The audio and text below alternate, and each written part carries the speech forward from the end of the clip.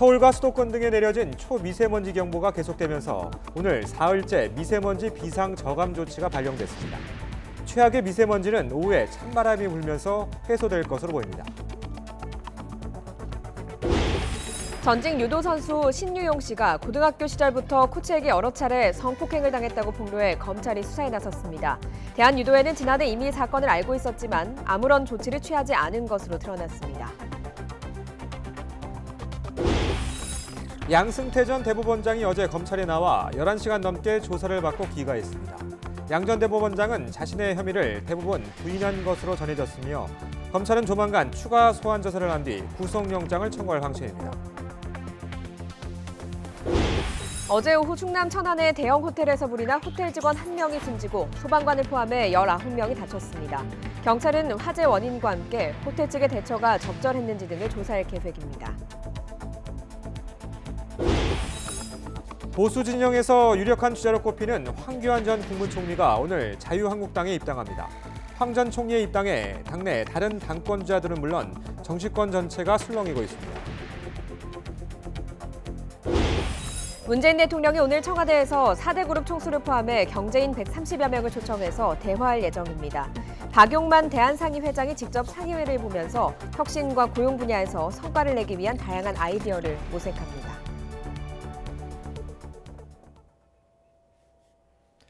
굿모닝 YTN 3부 시작합니다. 역대 최악의 미세먼지가 사흘째 이어지고 있습니다. 미세먼지는 낮부터 찬바람이 불면서 점차 약화할 것으로 보입니다. 네, 출근길 미세먼지 상황 알아보겠습니다. 박현식 캐스터. 네, 태평로에 나와 있습니다. 네, 오늘 아침이 어제 출근길보다 더 심하다고요?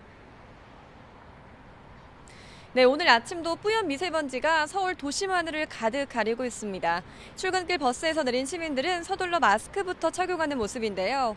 역대 최악의 미세먼지가 찾아오면서 어제 아침보다 상황이 심각합니다. 현재 서울의 초미세먼지 농도는 131 마이크로그램으로 평소보다 7배에서 8배가량이 높습니다. 어제부터 수도권과 충청 지역에는 관측 이래 처음으로 초미세먼지 경보가 내려져 있습니다. 그 밖에 전국 대부분 지역에는 초미세먼지 주의보가 내려져 있는데요. 현재 전국 대부분 지역의 초미세먼지 농도 매우 나쁨 수준까지 올랐고요. 특히 수도권과 충청 지역은 140 마이크로그램 안팎으로 평소보다 농도가 7배에서 8배가량이 높습니다. 오늘 충청 이남 지방은 종일, 중부 지방은 오전까지 미세먼지가 짙게 나타나겠습니다. 오후부터는 찬바람이 불기 시작해서 중부지방부터 미세먼지가 약화하겠고요. 내일 영하 10도 안팎의 반짝 강추위가 찾아오면서 전국의 미세먼지 농도가 일시적으로 보통 수준을 회복하겠습니다.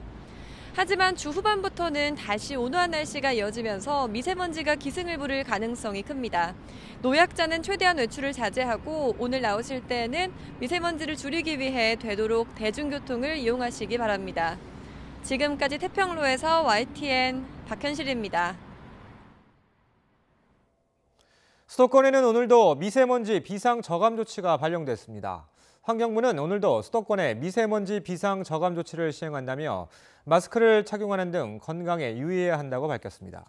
수도권에 사흘 연속 비상 저감 조치가 발령된 건 2017년 2월 제도 도입 이후 처음입니다. 고교 시절 코치로부터 성폭행을 당했다고 폭로한 전직 유도 선수 신유용 씨가 YTN 취재진과 만났습니다.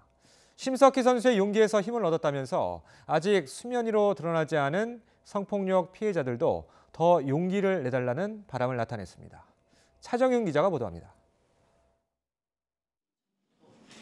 신유용 씨가 유도부 코치에게 처음 성폭행을 당한 건 지난 2011년이었습니다. 고등학교 1학년, 16 나이의 어린 선수는 훈련 중 갑작스러운 코치의 성폭행에 아무런 저항도 하지 못했습니다. 내 방 청소를 하러 와라라고 돼서 저는 바로 식사를 마치고 갔었고 청소를 하러 갔었고 그때 그 코치의 방에서 성폭행이 이루어진 것입니다. 고등학교를 졸업한 이후에도 4년 동안 20여 차례 이어진 지옥 같은 시간. 하지만 인생 전부였던 유도를 그만둘지도 모른다는 두려움에 코치의 협박을 견뎌야만 했습니다. 말하게 되면 너 유도 인생 끝이다. 너 이제 막 메달 따기 시작하지 않았느냐. 국가대표 꿈을 접고 지난해 3월 경찰에 고소를 결심하게 됐을 때도 돌아온 건 사과가 아닌 입막음을 위한 회유였습니다. 신 씨는 연인 관계라고 주장하며 성폭행 의혹을 부인하는 코치의 해명은 말이 안 된다며 선수 시절 겪은 피해는 도려내고 싶은 끔찍한 기억이라고 털어놨습니다. 17살에 선수였던 제가 코치님과 연인 관계였다는 건 사실 잘 이해가 되지 않고요. 내가 그 사람한테 호감 표현을 했던 문자 메시지 카톡 내용이라도 있는지 저는 그게 정말 궁금하고요. 10대 선수 시절을 홀로 고통 속에서 버텨야 했던 신 씨. 이제 더는 숨지 않겠다며 자신의 고백이 또 다른 체육계 성범죄 피해자들의 용기로 이어지길 바란다고 말합니다. 전혀 그들의 잘못이 아니니까 용기 내서 같이 한 목소리를 내주셨으면 좋겠다고 말하고 싶습니다. YTN 차정은입니다. 대한유도회는 신유용 씨의 가해자로 지목된 코치에 대해 이번 주말 징계 논의를 하겠다고 밝혔습니다. 하지만 이미 지난해 이 사건을 알면서도 아무런 조치를 하지 않은 것으로 드러났습니다. 보도에 김상희 기자입니다. 대한유도회는 오는 19일 이사회를 열어 성폭행 혐의를 받고 있는 A 전 코치를 영구 제명하는 징계 절차를 밟겠다고 밝혔습니다. A 전 코치의 범죄 사실 여부를 떠나 지도자가 미성년자와 부적절한 관계를 맺었다는 점에서 심각한 문제로 판단한다는 겁니다. 하지만 유도회는 지난해 말 이미 이 사건을 알고 있으면서도 아무런 징계 조치를 하지 않고 피해자 신모 씨의 외로운 법정 투쟁을 수수방관했다는 비난을 받고 있습니다. 가해자 피해자가 확실하게 정해지지 않으면은 저희도 어떤 징계를 섣불리 줄 수는 없는 상황인 거죠. 현재 규정상으로는요. 재판 결과에 따라 가해자가 협회에 피해 보상 청구를 할 수 있다는 게 유도회가 그동안 두 손 놓고 있었던 이유였습니다. 지난해 체육계 첫 미투 폭로로 1년 넘게 끌어오고 있는 체조계 성폭력 사건의 피의자가 여전히 고등학교에서 아이들을 가르치는 이유도 이 때문입니다. 법적 판결을 기다리고 있다라는 아무것도 하지 않겠다는 기관들의 대답을 더 이상 듣지 않고 자체적인 공동체 내에서 해결할 수 있는 현실적 구조를 만들어주시기 바랍니다. 전문가들은 성폭행 사건에 대해 협회나 체육회가 좀 더 적극적으로 대처해야 한다고 말합니다. 가해 행위가 있었는지 그게 실체적 진실을 발견을 하고 실제로 가해 행위가 있었다면 경찰사법당국이 수사를 해서 가해자를 적극적으로 그리고 제대로 처벌할 수 있게 유도하는 것이 협회가 해야 되는 일이지요. 지금처럼 협회에 적극적인 근절 의지가 없다면 어렵게 세상에 드러나기 시작한 체육계 성폭력 피해자들의 미투 폭로도 시간 속에 묻힐 수 있다는 우려가 나오고 있습니다. YTN 김사익입니다. 성폭력 사태와 관련해 빙상연맹은 대책회의를 열고 국가대표 합숙훈련을 점진적으로 축소하고 훈련단의 여성 지도자와 심리 상담사를 포함하겠다는 대책을 내놨습니다. 또 조재범 전 코치에 대한 영구 제명 처분을 확정하고 성폭력, 폭력행위 징계자의 외국 취업 차단을 위해 국제빙상경기연맹 회원국의 활동 금지를 건의하기로 했습니다. 이와 함께 스포츠 인권 개선 태스크포스 팀을 구성하고 외부 전문기관과 협력해 빙상계 전면에 걸친 전수조사도 시행하겠다고 설명했습니다. 문재인 대통령도 최근 잇따른 체육계 폭행과 성폭력 파문과 관련해 철저한 조사와 처벌을 강조했습니다. 문 대통령은 체육계가 국민이 동의할 수 있는 쇄신책을 내놓아야 한다고도 주문했습니다. 김도원 기자입니다. 체육계 지도자들의 폭력과 성폭력이 폭로되면서 파문이 일고 있는 가운데 문재인 대통령이 단호한 대처를 주문했습니다. 그동안 드러난 체육계 폭력의 단편을 근본적으로 개선하지 못한 데서 원인을 찾았습니다. 드러난 일뿐만 아니라 개연성이 있는 범위까지 철저한 조사와 수사 그리고 엄중한 처벌이 반드시 이루어져야 할 것입니다. 문 대통령은 특히 피해자들에게 어떤 경우든 2차 피해가 없도록 해달라고 당부했습니다. 피해자들이 용기를 내 피해를 증언할 수 있도록 분위기를 만들어야 한다는 뜻입니다. 이와 함께 스포츠 강국 대한민국의 부끄러운 뒷모습이 드러났다면서 우리 체육의 성적 지상주의, 엘리트 체육 위주의 프로그램도 전면 재검토하라고 주문했습니다. 성적 향상을 이유로 또는 국제대회의 메달을 이유로 어떠한 억압과 폭력도 정당화될 수 없다는 점을 다시 한번 강조하고 싶습니다. 선수들이 코치에게 절대 복종할 수밖에 없는 현실. 운동부에 들어가면 대부분의 시간을 합숙소에서 보내게 되는 훈련 체계도 개선이 필요하다고 지적했습니다. 문 대통령은 체육계가 과거의 억압적 훈련 방식에서 벗어나야 한다면서 국민이 동의할 수 있는 쇄신책을 스스로 내놔야 할 것이라고 밝혔습니다. YTN 김도원입니다. 사법농단 의혹에 연루된 혐의로 검찰에 두 번째로 불려나온 양승태 전 대법원장이 11시간 넘는 조사를 마치고 집으로 돌아갔습니다. 양 전 대법원장은 첫 조사 때와 마찬가지로 자신의 혐의를 대부분 부인한 것으로 전해졌는데 검찰은 조만간 구속영장을 청구할 방침입니다. 김진호 기자입니다. 양승태 전 대법원장이 두 번째 검찰 소환 조사를 마쳤습니다. 첫 조사 때와 달리 이번 소환은 비공개로 이루어졌습니다. 11시간이 넘게 걸린 이번 조사에서 서울중앙지검 수사팀은 옛 통진당 재판 관련 개입 의혹과 헌법재판소 기밀 유출 혐의 등을 집중적으로 캐물었습니다. 하지만 양 전 대법원장은 앞선 조사와 같이 자신의 혐의를 대부분 부인한 것으로 전해졌습니다. 강제징용 재판 거래와 판사 블랙리스트 의혹 등을 조사한 지난 11일 첫 소환 때도 양 전 대법원장은 기억나지 않거나 실무자급에서 한 일이라며 검찰의 질문을 피해갔습니다. 구체적인 사실관계를 기억나는 대로 사과없이 답변하고 또 오해가 있으면 이를 풀 수 있도록 충분히 설명을 하겠습니다. 가급적 심야 조사를 하지 않겠다는 검찰 방침에 따라 조서 열람은 이루어지지 않았습니다. 따라서 양 전 대법원장은 조만간 검찰에 다시 나와 2차 조사에 따른 피의자 신문 조서가 제대로 작성됐는지 검토할 예정이며 검찰은 이때 법원 공보관실 운영비 불법 사용 의혹 등 남은 조사를 마무리할 계획입니다. 검찰은 이르면 이번 주 안에 양 전 대법원장에 대해 구속영장을 청구할 예정입니다. 또 앞서 영장이 기각된 박병대, 고영한 두 전직 대법관에 대한 구속영장 재청구 여부도 함께 결정할 방침입니다. YTN 김진호입니다. 어제 오후 충남 천안의 한 대형 호텔에서 난 화재로 불을 끄려던 호텔 직원 1명이 숨졌습니다. 소방관을 포함해 19명이 화상을 입거나 연기를 마셔 병원으로 옮겨졌습니다. 이상곤 기자입니다.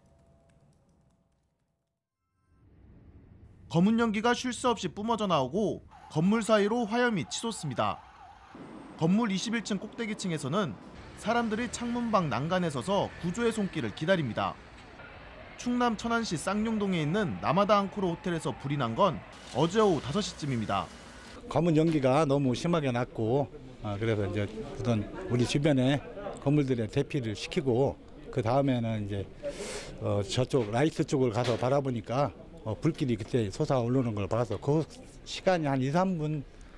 소방본부는 불이 나자 대응 2단계를 발령하고 인근 소방서 차량과 인력을 투입해 진화 작업과 구조 작업을 벌였습니다. 투숙객을 포함해 40여 명이 자력으로 대피하거나 구조됐습니다. 하지만 안타깝게도 화재를 신고하고 생사가 확인되지 않던 호텔 전기관리팀장 김모 씨가 지하 1층 주차장에서 숨진 채 발견됐습니다. 마지막에 누가 봤는데 수화기 들고 막 사람 구한다고 뛰어다녔대. 그 의협심이 강한 사람이니까 누군가 있으면 구하려고 그랬겠죠. 불은 4시간 만에 진화됐지만 소방관 4명도 연기를 마시거나 탈진해 병원으로 옮겨졌습니다. 소방관 등 모두 19명이 다쳤고 이 가운데 3명은 중상자로 분류됐습니다. 남자가 9, 여자가 10명이고 중증 환자는 저희들이 계속 환자 상태를 파악하고 있는데 그 연기 흡입으로 인해서 그 기관 삽관이 2분 있고 그다음에 이제 의식은 있어도 혈압이 좀 떨어지고. 소방본부는 지하 1층에서 불이 시작된 것으로 파악했지만 정확한 화재 원인은 확인되지 않았다고 밝혔습니다. 경찰과 소방당국은 건물 내부에 남아있는 열기가 잦아들고 유독가스가 빠지는 대로 현장 감식을 진행할 예정입니다. YTN 이상곤입니다. 다세대 주택의 주차장에 채워놓은 차량의 엔진에서 원인을 알 수 없는 불이 났습니다. 사건 사고 소식 이상순 기자가 보도합니다. 다세대 주택 처마 밑에 주차된 차량의 앞쪽이 흰 연기로 자욱합니다. 소방대원들이 신속하게 불길을 잡아 건물로 불이 번지지는 않았습니다. 그러나 주민 한 명이 연기를 마셔 병원으로 옮겨졌고 차량 엔진룸이 완전히 불에 탔습니다. 주차되어 있던 차량에 불이 난 건 어젯밤 9시쯤. 차량은 2005년식 투싼이었습니다. 소방당국과 경찰은 정확한 화재 원인을 조사하고 있습니다. 어제 오후 4시 반쯤에는 경기도 수원시에 있는 2층짜리 상가주택에 불이 났습니다. 119 소방대가 20여 분 만에 불을 껐지만 50대 주민 3명이 화상을 입어 병원으로 옮겨졌습니다. 소방당국은 건물 1층 상가에 있던 석유난로에서 불이 시작된 것으로 보고 있습니다. 선장과 승객 등 8명을 태우고 표류하던 3톤급 낚시 여선이 해경에 구조됐습니다. 이 배는 어제 오후 4시쯤 시흥시 시화조력발전소 인근 해상에서 해경에 구조 요청을 했습니다. 엔진 시동이 걸리지 않아 표류하고 있었습니다. 해경은 승객들을 구조정에 무사히 옮겨 태우고 낚싯배는 오이도 선착장으로 예인했습니다. 오늘 새벽 1시쯤에는 서울 용산구 강변북로에서 일산 쪽으로 달리던 승용차가 도로 경계석을 들이받고 전복됐습니다. 사고 차량 운전자는 119 소방대가 장비를 이용해 문을 열고 구조해 병원으로 이송했습니다. 경찰은 운전자와 목격자 등을 상대로 정확한 사고 원인을 조사하고 있습니다. YTN 이상순입니다.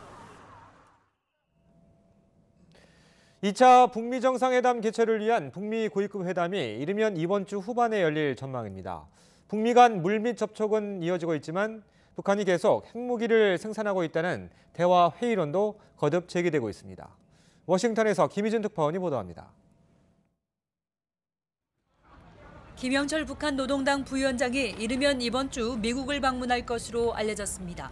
중동을 순방한 폼페이오 국무장관은 가족 장례식 참석차 일정을 하루 줄여 귀국했습니다. 하지만 16, 17일 워싱턴에서 열리는 재외공관장 회의에 일부 참석할 것으로 보여 북미 고위급 회담은 빨라도 이번 주 후반이 될 전망입니다. 또 트럼프 대통령이 스위스 다보스 포럼 참석을 취소하면서 폼페이오 장관 일정에도 여유가 생긴 만큼 다음 주 개최 가능성도 열려 있습니다. 장소는 뉴욕이 유력한데 김 부위원장이 워싱턴을 찾아 트럼프 대통령과 만날지 주목됩니다. 폼페이오 장관은 앞서 2차 북미 정상회담을 위한 세부 사항을 조율 중이라며 물밑 논의가 상당히 진행됐음을 시사했습니다. 북미 고위급 회담이 열리면 정상회담의 일시와 장소, 의제를 조율하면서 두 정상의 회동은 급물살을 탈 것으로 보입니다. 이런 가운데 북한의 비핵화 의지와 북미 대화에 대한 회의론이 미국에서 계속 제기되고 있습니다.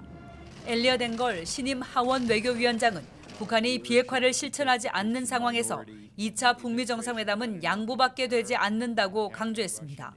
블룸버그 통신은 위성사진과 정보당국 분석을 인용해 북한이 핵실험 중단 이후에도 미사일과 핵탄두를 빠르게 대량 생산해왔다고 주장했습니다. 한 군비통제단체는 북한이 핵폭탄 6개 분량의 핵분열 물질을 추가 확보하면서 핵폭탄 규모가 20여 개로 늘어날 것으로 추정하기도 했습니다. 트럼프 정부는 이 같은 회의론을 넘어 2차 북미 정상회담에서 진전된 비핵화 성과를 내야 하는 과제에 직면해 있습니다. 워싱턴에서 YTN 김유진입니다. 주일 미군 사령부가 최근 공개한 동영상에서 북한을 핵보유 선언국으로 표현해 논란이 예상됩니다. 주일 미군은 지난달 18일 유튜브에 올린 5분 54초 길이의 주일 미군의 임무라는 제목의 동영상에서 동아시아에 핵보유 선언국 3곳이 있다면서 러시아, 중국과 함께 북한을 핵보유 선언국으로 표현했습니다. 미국 정부나 미군 당국은 그동안 북한이 핵무기를 보유하고 있다고 공식적으로 밝힌 적이 없어서 이번 동영상이 논란이 될 것으로 보입니다. 한일 양국이 초계기 갈등을 풀기 위해 장성급 실무회의를 열었지만 끝내 이견을 좁히지 못했습니다. 양측은 우리 시각으로 어제 오전 10시 주 싱가포르 한국 대사관에서 회의를 시작한 뒤 오후 2시부터는 주 싱가포르 일본 대사관으로 옮겨 회의를 이어갔습니다. 회의는 10여 시간 만인 밤 10시 반에 끝났지만 양측은 서로의 입장 차이만 확인한 채 헤어졌고 이번 갈등을 촉발한 레이더 주파수 정보도 공개되지 않은 것으로 전해졌습니다.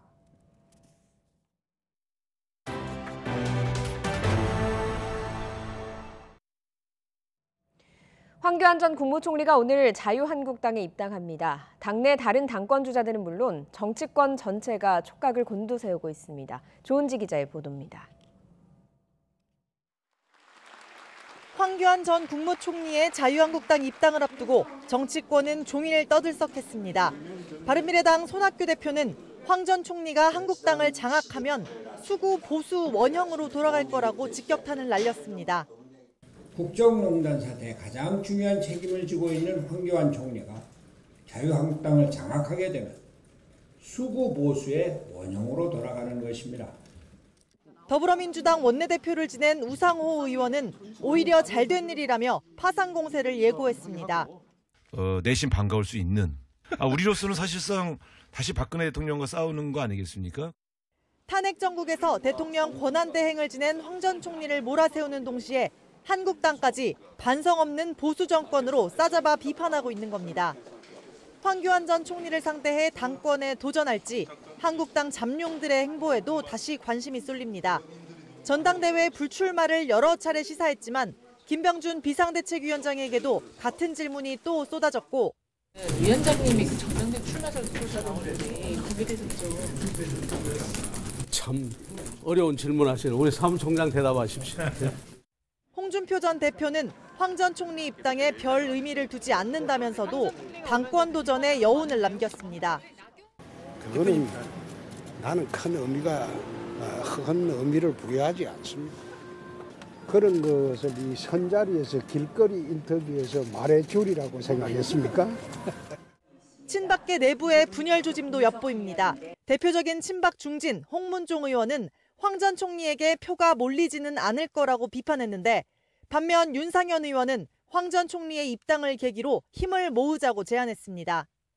유력한 보수 진영 대권 주자의 등판을 바라보는 여야 정치권의 복잡한 셈법에 황교안 전 총리의 향후 행보 하나하나에 당분간 상당한 시선이 모아질 것으로 보입니다. YTN 조은지입니다. 김성태 전 한국당 원내대표 딸의 KT 특혜 채용 의혹과 관련해서 검찰이 KT 본사와 광화문 사옥 등을 압수수색했습니다.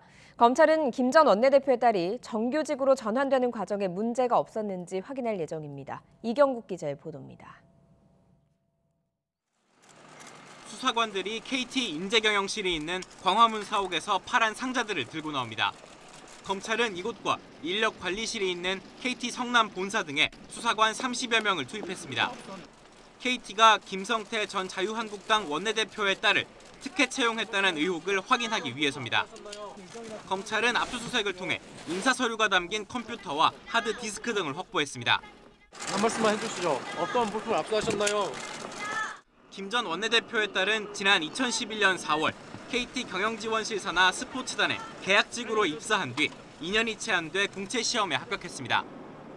정규직이 된 건데 이 과정에 이른바 윗선의 특혜가 작용했다는 게 의혹의 핵심입니다.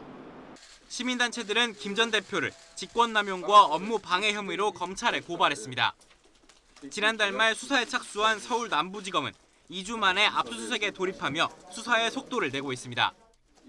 앞서 김 전 원내대표는 딸이 잠도 안 자며 공부해 공채시험에 합격한 것이라며 특혜 채용 의혹을 부인했습니다. YTN 이가국입니다. 세월호 사고 생존자와 가족들에게 국가와 해운회사가 손해배상을 해야 한다는 판결이 나왔습니다. 수원지법 안산지원은 세월호 사고 생존자 20명과 가족 등 모두 76명이 국가와 청해진 해운을 상대로 제기한 손해배상 청구 소송에서 생존자 1명에 8천만 원의 위자료를 지급하라고 지시했습니다. 또 단원고 학생 생존자의 부모와 형제, 자매, 조부모에게는 최대 1,600만 원, 일반인 생존자의 배우자 등에게는 최대 3,200만 원을 각각 지급하라고 판결했습니다.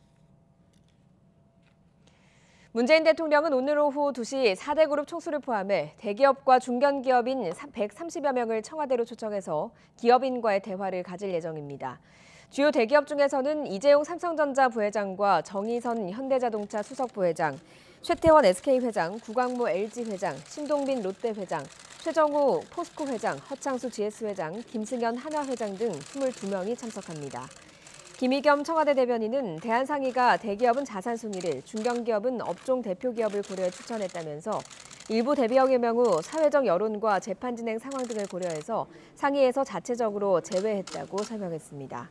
이번 간담회는 사전 각본 없이 자유로운 타운홀 미팅 방식으로 진행되며 사회는 박용만 대한상의 회장이 맡기로 했습니다. 탁현민 의전 비서관실 선임 행정관이 사표를 제출했습니다. 청와대 관계자는 탁 행정관이 지난 7일에 사표를 냈고 10일 문재인 대통령의 신년 기자회견 이후 휴가를 내고 출근하지 않고 있으며 사표가 아직 수리되지는 않았다고 설명했습니다.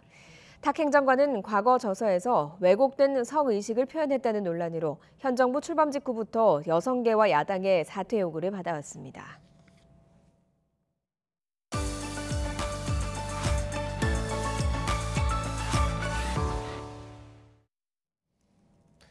바닷물을 민물로 바꾸는 국내 최대 해수 담수화 시설이 1년 넘게 가동이 중단돼 방치돼 있습니다. 국민 세금을 포함해 2천억 원이 넘게 투입된 시설인데 방치된 이유가 뭘까요? 차상은 기자가 취재했습니다. 부산 기장군에 있는 해수 담수화 시설입니다. 하루 최대 4만 5천 톤의 바닷물을 민물로 바꿀 수 있습니다. 15만 명이 하루 동안 쓸 수 있는 양으로 해수 담수화 시설 가운데 국내 최대 규모입니다. 이 설비를 짓는 데 들어간 돈만 세금과 민간자본 등 2천억 원에 달하지만 1년 전부터 가동이 전면 중단돼 사실상 방치 상태에 놓여 있습니다. 고리원전 근처 바닷물을 끌어 쓰다 보니 안전성을 문제 삼은 시민들의 반대에 부딪히고 물 공급 판매처 없이 한 해 유지 관리비만 30억 원 넘게 들자 시설의 위탁 운영사가 인력들을 철수시킨 겁니다. 소수 직원만 남아 정부의 연구개발 과제를 진행할 뿐 담수를 생산하는 핵심 장비들은 모두 멈춰 있습니다. 설비의 재가동이 결정되더라도 적어도 석 달 이상 설비 전체에 대한 점검이 필요합니다. 일단 설계 수명이 남아있는 상태에서는 가동 중 정비 점검만 제대로 이루어지면 재가동에 큰 기술적 문제는 없지 않을까. 해수 담수화 설비가 멈춘 지 1년이 넘었지만 부산시는 어떠한 대책도 내놓지 못하고 있습니다.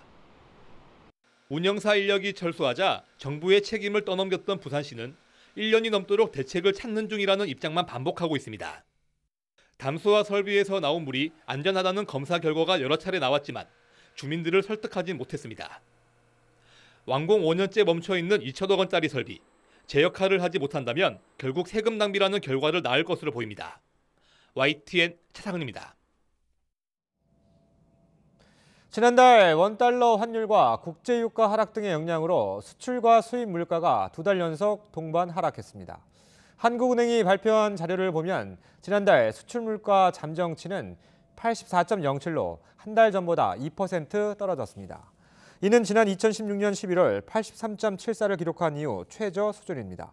수입 물가 역시 3.4% 하락한 85.01을 기록했습니다. 국세청의 연말정산 간소화 서비스가 오늘 아침 8시부터 시작됐습니다. 직장인은 연말정산 간소화 서비스에서 국세청에 자동 집계된 소득과 세액공제 증명 자료를 조회할 수 있습니다. 간소화 서비스는 공인인증서로 로그인하면 되고 국세청에 집계되지 않은 자료는 직접 회사에 제출하면 됩니다. 국세청은 오는 18일부터는 추가 증명 자료를 전산으로 제출하고 예상 세액도 계산할 수 있는 편리한 연말정산 서비스도 제공한다고 밝혔습니다.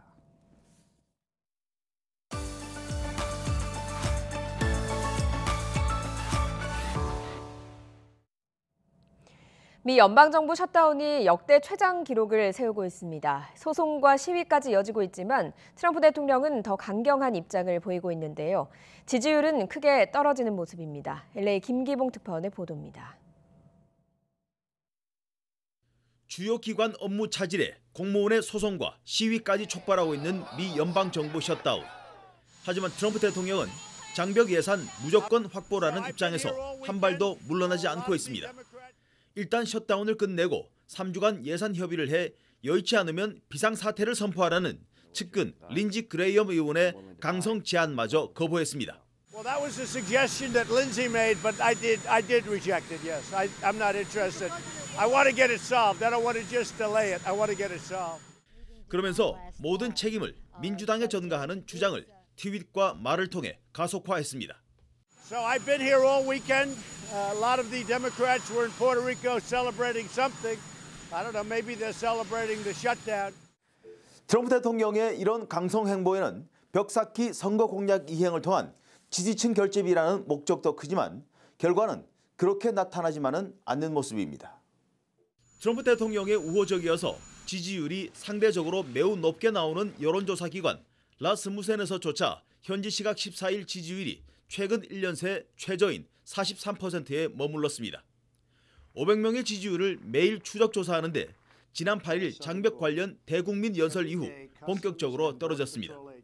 이 같은 여론의 추이가 셧다운을 볼모로 삼은 트럼프의 장벽 예산 노선을 바꿀 수 있을지 주목됩니다. LA에서 YTN 김기봉입니다. 이란 수도 테헤란 부근에서 키르기스스탄 항공사 소속 화물기가 공항에 착륙을 시도하던 중 추락해 탑승자 15명이 사망했습니다. 현지 언론들은 테헤란에서 서쪽으로 40여 킬로미터 떨어진 파트해 공항에 착륙하려던 화물기가 갑자기 활주로를 벗어나서 민가와 충돌하면서 불이 났다고 전했습니다. 이란 국영방송은 키르기스탄에서 출발한 사고 화물기가 원래는 이란 카라지에 있는 화물 전용 공항인 파얌 공항으로 가던 중이었으며 조종사와 승무원 등 16명이 타고 있었다고 보도했습니다. 아프가니스탄 수도 카불의 외국인 거주 지역에서 차량 폭탄 테러가 발생해 최소 4명이 숨지고 90여 명이 부상했습니다. 사망자 가운데 3명은 보안 요원이며 1명은 민간인입니다. 이번 폭탄 공격을 자신들이 저질렀다고 자처하고 나선 단체는 아직 없습니다. 아프간 내무부는 과격분자들이 카불 동부에 외국인 근로자들이 거주하는 그린 빌리지를 공격 목표로 삼았다고 설명했습니다. 화요일 굿모닝 YTN 여기까지입니다. 내일 아침도 부지런히 준비하겠습니다. 고맙습니다.